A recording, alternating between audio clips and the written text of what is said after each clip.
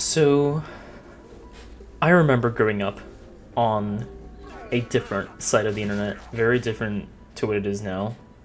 And I want to say now, before the video completely starts, this video is like unscripted, and like majority of the videos you might see on this channel, it's going to be very like it's just me rambling, as I'm saying just whatever comes to my head, pretty much. But I do have a general idea of what the topic of today's video is going to be about, and it's really just going to be about how much the internet has changed. And personally, there's a lot of people who will say it's changed for the better, it's changed for the worse. I think I'm in a position where I think the internet has changed for the better, but it's come at a very, very stupid price. And that price is something we shouldn't have to pay, but we're paying it because at the end of the day, we're humans, and we're incredibly tribalistic, we're incredibly greedy, we are incredibly we can sometimes be incredibly non-compassionate, and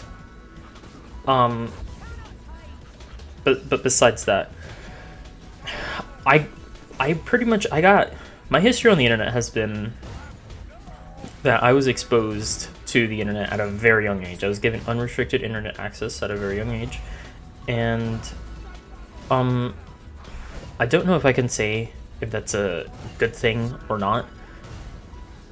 It was probably a bad thing. Let's be honest here. Anybody who was like given unrestricted internet access at a young age we can all agree it's a very bad thing. But the reason why I even would debate it in my head is because, oh, you know what, it's probably somewhat of a good thing because I learned a lot about like different types of dangers, or I could probably say I'm more aware of certain things than other people are. I'm not saying I'm super intelligent, but there are sometimes things that are very blatantly obvious to me that I notice that other people who are just like, super normie or whatever they don't really acknowledge or think much of.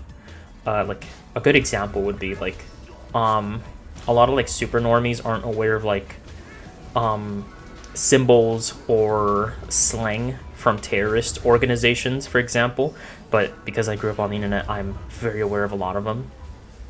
And I've even met people at workplaces that will have like tattoos from very insane groups that exist, groups that have committed horrible acts. And the average person probably won't even look at it. It probably, if you went to a prison, you probably would know these symbols and stuff, or maybe even if you're a cop, you would know them. But for the most part, most people don't know about them. But yeah, back to my original point. I grew up on a very different internet, and I was like on the internet from like, I think I got given unrestricted internet access like in 2007, and it started off really innocently. I started off just like looking at like trying to pirate Pokemon episodes, because I would never wake up, I would wake up early to go to school to watch Pokemon, but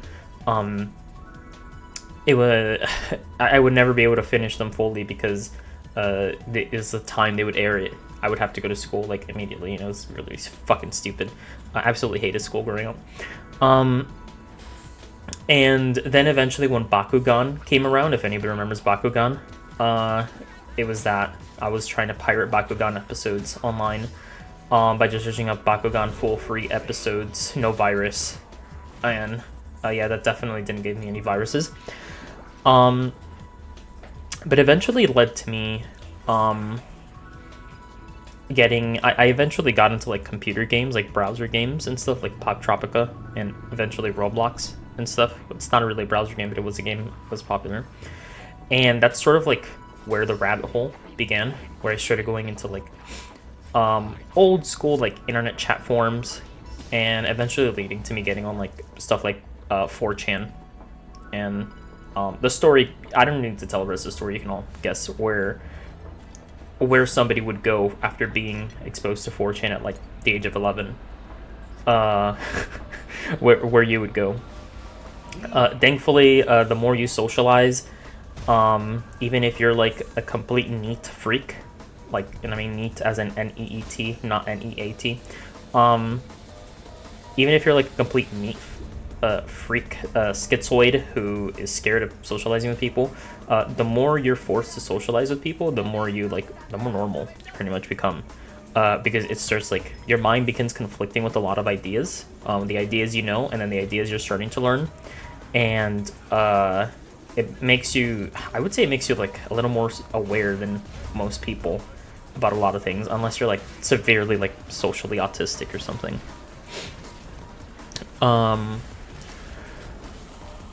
And yeah, I don't need to say the rest of the story. I grew up on 4chan for a good majority of the part, and I saw a lot of fucked up shit. I used to say a lot of fucked up shit. And then in 2014, I got like my first, I got a gaming PC, a very basic gaming PC, like very weak, and PS4.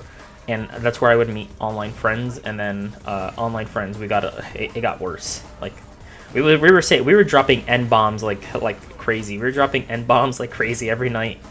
We were playing Call of Duty and stuff, and every now and again we would play World of Warcraft, and it was a really fun time, and I'm very fond of it. Yeah, despite me like being like a little piece of shit. Again, I was a fucking kid.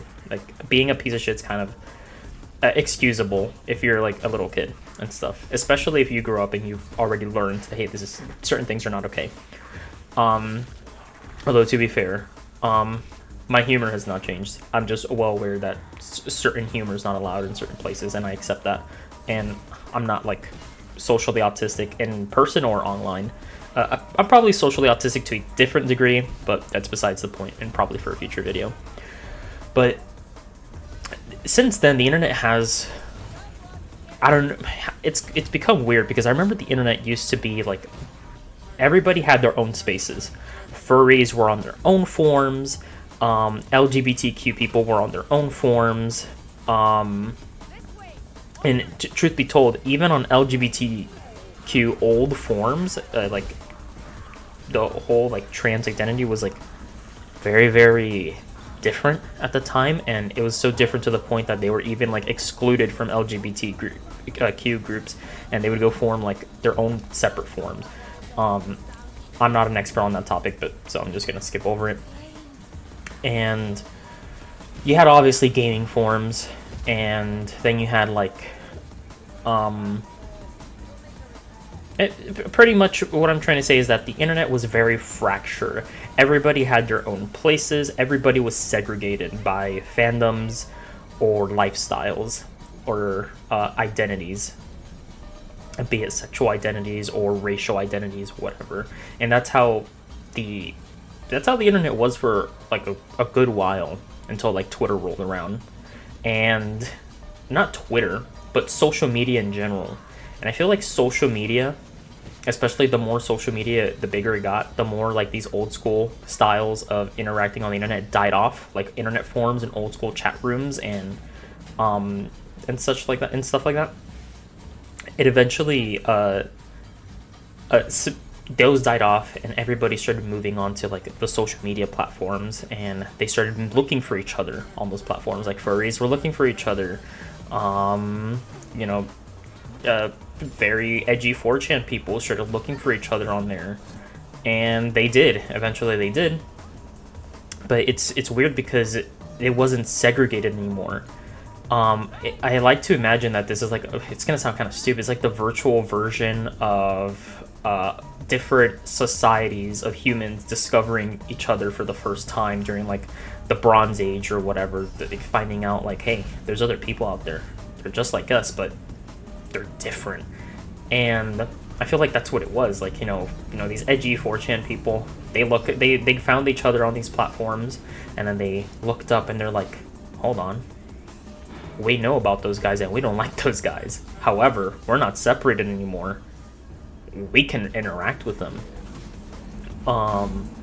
And so social media, like the internet in general now, just feels like a constant battleground full of so many different factions and such. Um, and that's persisted for a really long time. And I hate what it's come with it.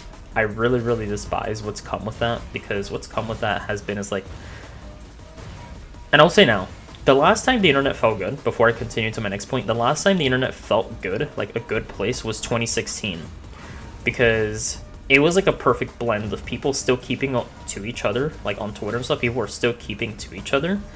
And on top of that, it was like not heavily censored as it is now. Even Twitter now, with being bought by Elon Musk, it's so restrictive compared to how it used to be. And then 2016 Twitter, or just 2016 internet in general, was like so good. Like everything was funny. People were less miserable online all the time. People were like, it felt like people were less political on 2016 Twitter. People were political on other places on the internet, on other social media platforms specifically, but not really on Twitter or everywhere else, honestly.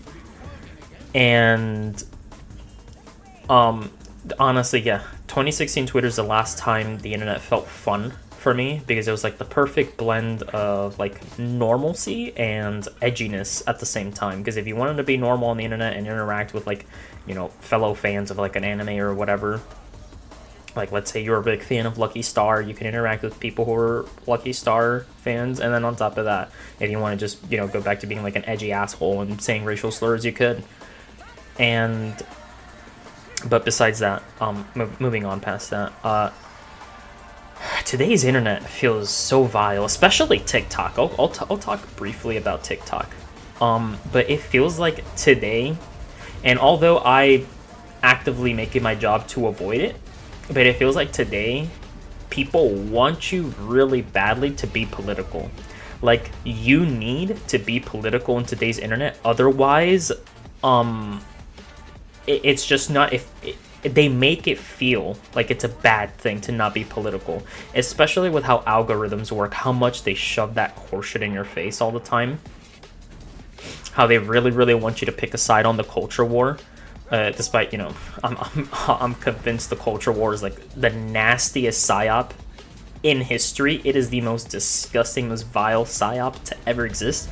The internet makes it really feel like, hey, you need to belong to a group. You need to pick a side on something, and people from those sides will make you want to feel like shit for not picking a side. It's like, if you're not with us, you're against us, even though it's like they really just don't have an idea of what nuance is. Because I can agree with some things from one side, and I can agree with the other things from another side, and to them it's like just like not simply enough. It's either like, wait, you want to pick the side that's like who wants to kill all immigrants? And I'm like, hold on, that other side, I agree with them because of like how much they want to protect freedom of speech. Like, I can agree with that. The whole killing immigrant stuff, no, I can agree that that's bad. And then the other side will paint themselves like super innocently, saying, well, we just want to protect our culture and eventually eliminate the other cultures. And then the other one will be like super genocidal and then say, well, we're doing it for free healthcare and for free food. Understand? And they expect you to pick a side. That's the type of stuff they preach about, and they expect you to pick a side. And then want to paint you as like a piece of shit or being the problem just for not picking a side. And that lets me segue into TikTok, and I think this is where I'm probably gonna close off. I have a TikTok, and I don't really do anything else on there. And honestly, as of lately, I haven't been on that platform. As of lately, I've been more on Twitter, because Twitter's still kind of good to a degree. But TikTok feels like the most disgustingly vile place on the planet, and it is, and it's to the point that I've recently considered like just deleting my TikTok account. But it feels like the most, like, how can I say this? Like, it feels like everyone on there. The best way I can say is, like, if you're on TikTok, it feels like everybody's possessed by Korn from Warhammer. It feels like everyone's angry, everybody's out for blood, everybody's bloodthirsty, everybody has like this insatiable bloodlust for the other side that they despise, and they want you to be with them. And TikTok is so one-sided as well. There's no space for nuance on there. There's no space, like, they see the world as completely black and white. And again, I don't care for politics, but it seems to be, it's like a crowd of like the really hyper progressive, hardcore lefty people, who like just nonstop are just constantly like craving violence, which is, you know, nothing new. Bear in mind, that's absolutely nothing new. I mean, their entire ideology is built on violence. It makes sense for them to constantly preach violence and such, and so does the other side. Like, they're not, neither side is innocent. The other side, if you go on Twitter, they're constantly celebrating like people committing suicide and shit like that, just because they're from a different ideology or sexuality or whatever. But yeah, I think I'm just gonna close this video off and just finish rambling. Yeah.